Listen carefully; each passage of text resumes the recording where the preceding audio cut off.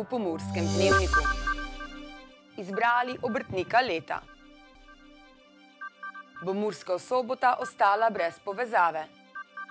Obnova več let zaprtega mostu. Občina Beltinci praznuje. Vreme, jutri pretežno oblačno.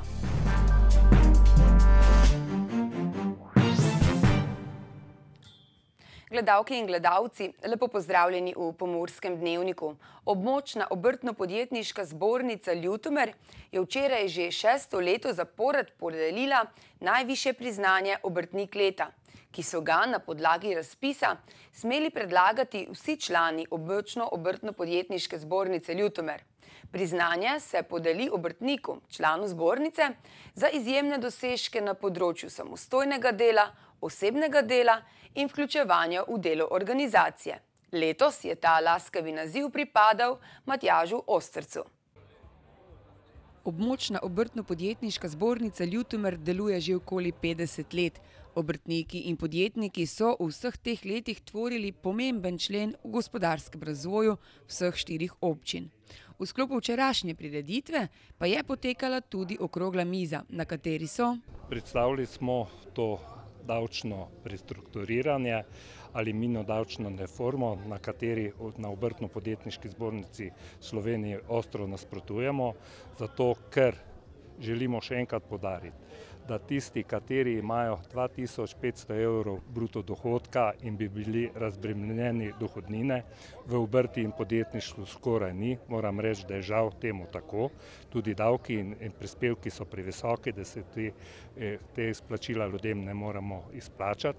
Na drugi strani pa dobimo 2% več davka na dobiček, ki 17-19, se pravi, malo obrtništvo in podjetništvo ne pridobi nič, ampak samo izgubi.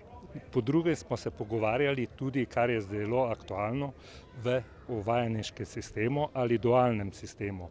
Mi podpiramo vajeništvo in seveda smo za to, da se vajeništvo postavi v Republiki Sloveniji, ker je premalo ljudi, kateri imajo poklicno izobrazbo in bi ta moment se lahko zaposlili. Seveda pa nasprotujemo mnogim členom tega zakona in to ostro. Podelitev priznanja obrtnik leta v območno obrtno-podjetniški zbornici Ljutomer je postala že tradicionalna. Naziv obrtnika leta zaslužiti ni enostavno. Ta človek, kateri letos dobiva, je začel zelo mlad. Se pravi, je mladi podjetnik, inovativen, deloven, priden, zaposluje kar nekaj ljudi, mislim, da celo 10.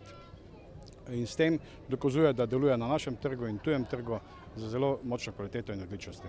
Ta laskavi naziv oziroma priznanje si je s svojim delom letos prislužil Matjaž Ostrc iz podjetja Ostrc d.o.o. Ja, delamo že 20 let, trudimo se za stranke, da delamo kvalitetno. Mislim, da je to prispevalo k temu. Kaj vam pa ta nagrada oziroma ta poklon v bistvu pomeni? Ja, to pomeni, da smo na dobri poti in je tudi nek nov zagon, da bomo še naprej delali tako ali pa boljše. Da je naziv obrtnik leta velika vzpodbuda za naprej, se strinja tudi predsednik Obrtno-podjetniške zbornice Slovenije Branko Meh, ki pa vseeno izpostavi nekatere težave, s katerimi se soočajo obrtniki oziroma podjetniki v Sloveniji. Treba je urediti delovnopravno zakonodajo, na tem področju je mnogo neurejenega, potem je treba urediti davčno zakonodajo in seveda zdravstveno zakonodajo. Zato pač ne pristajamo na to, na nekaj kozmetične popravke, želimo, da se pristopi k celoviti tem reformam in seveda, ko bodo te reforme izpeljane, potem, verjemite mi, bo podjetništvo in obrtništvo v Sloveniji šlo bolje. Vendar pa kljub vsemu obrtniki in podjetniki verjamejo v svetlo prihodnost.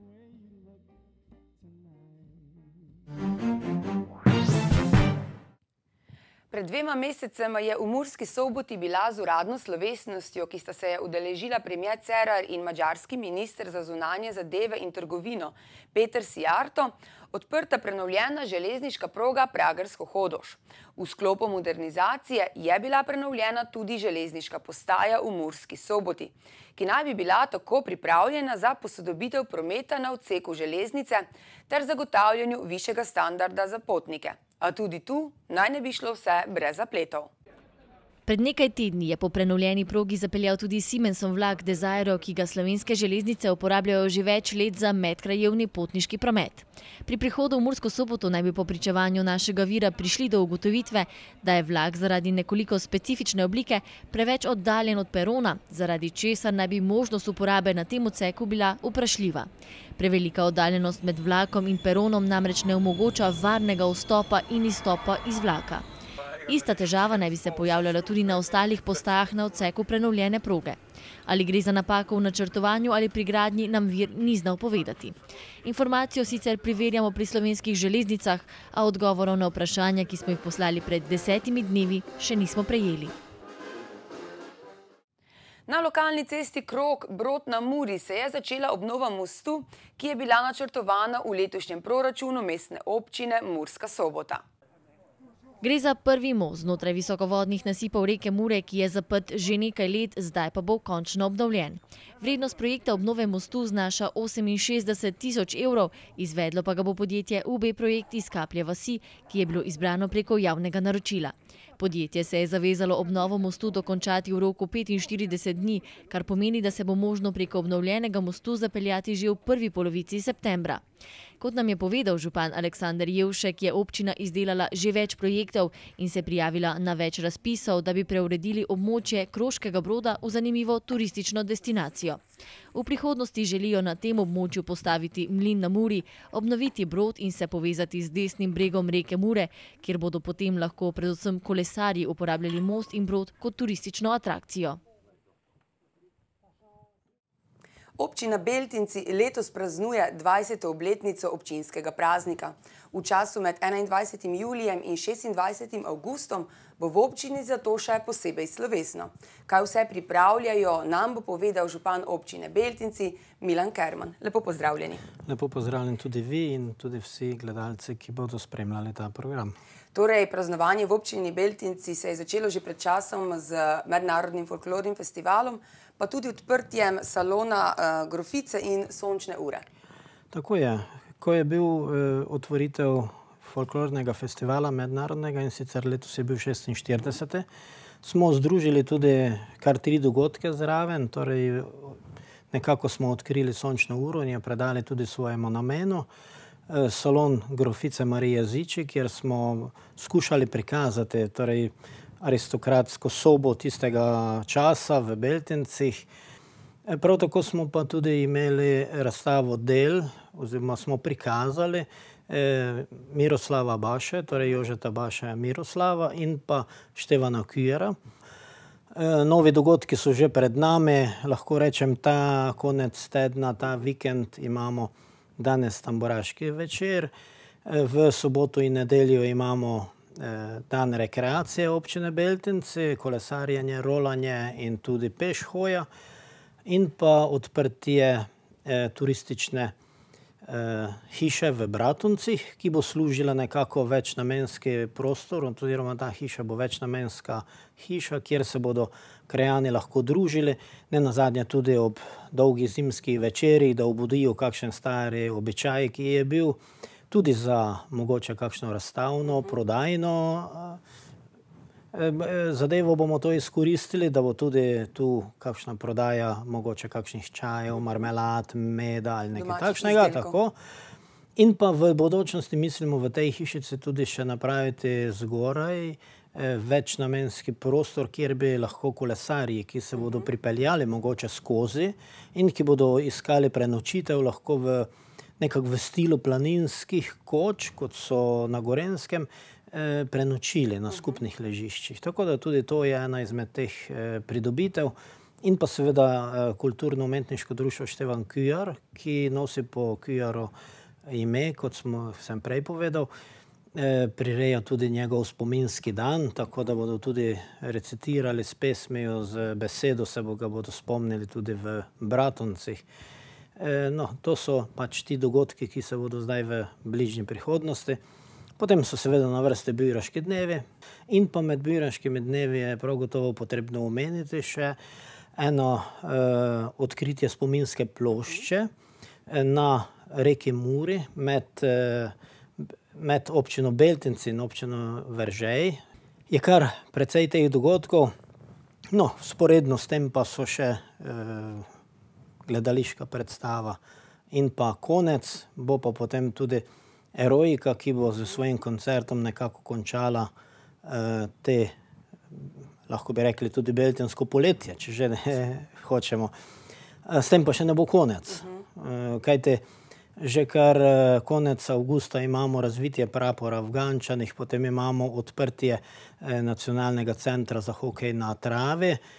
To je prvo igrišče z vodno podlago, tako da tudi to je konec avgusta in tako da se bodo kar prireditve. Potem dan Buč v Lipovcih. Bo pestro, še kar jesen bo pestra. Bo pa osrednji dogodek tega skoraj enomesečnega praznovanja, bo pa 17. avgusta, ko praznuje občina Beltinci. Tako je, 17. avgust je pa tisti vrhunec, zato te prireditve nekako stopnjujemo, potem pa nekako zopet gremo, nekako jih iztečemo. Kajti 17. avgust je pa tisti osrednji dan občine Beltinec, ki je tudi dan združitve prekmurskih Slovencev z matičnim narodom. 12. avgusta, to je pa v petek, še tako zvano regijsko proslavo združitve prekmurskih Slovencev z matičnim narodom, ki jo pa nekako skupaj prirejamo občina Turnišče in občina Beltinci. Prav. Najlepše hvala vam za obisk v našem studiu in seveda naj vam vreme služi pri vaših prireditvah. Hvala tudi vam za povabilo in jaz upam, da se bodo vaše besede uresničile. Hvala. Spletni medij sobotainfo.com ponovno poroča o prometni nesreči. Tokrat je avto potnikov zapeljal v globel. Več si preberite na sobotainfo.com. Mi pa si poglejmo še kratke novice.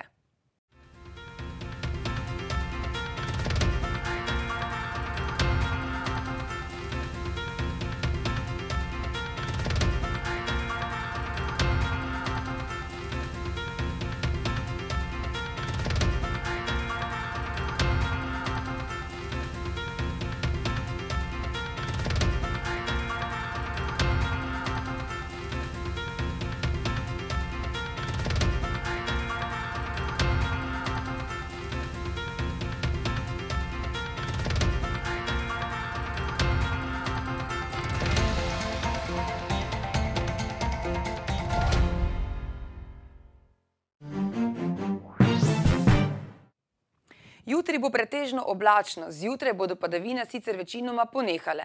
Na zahodu se bo čez dan delno zjasnilo, popoldne se bo jasnilo tudi drugod po državi. O tem, kakšno vreme nas čaka v prihodnjih dneh, pa v vremenski napovedi. Danes smo imeli deloma sončen dan s temperaturami okrog 32 stopinj Celzija. Opoldne ste v Ukrajinskem parku Goričko namerili 26 stopinj, v Murski Soboti in Radencih 28 ter v Lendavi 2 stopinji več. Jutri bo pretežno oblačno, zjutraj bodo padavine večinoma ponehale. Na zahodu se bo čez dan delno zjasnilo, popoldne se bo zjasnilo tudi drugod po državi.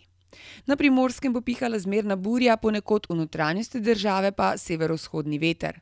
Najnižje jutranje temperature v vzhodni Sloveniji se bodo v Murski Soboti in Mariboru gibale okrog 15 stopinj, dnevne pa se bodo povzpele do 24 stopinj Celzija. V nedeljo bo večinoma sončno, na Primorskem bo pihala šibka burja, v vzhodnih krajih pa veter severnih smeri. V ponedeljek bo pretežno jasno. Temperature v naših krajih se bodo dopoldan gibale okrog 14 stopinj Celzija, popoldan pa med 26 in 28 stopinjami. Toliko smo vam pripravili v današnjem Pomurskem dnevniku. Za več informacij obiščite našo spletno stran www.tvideja.si. Nasvidenje do prihodnjič.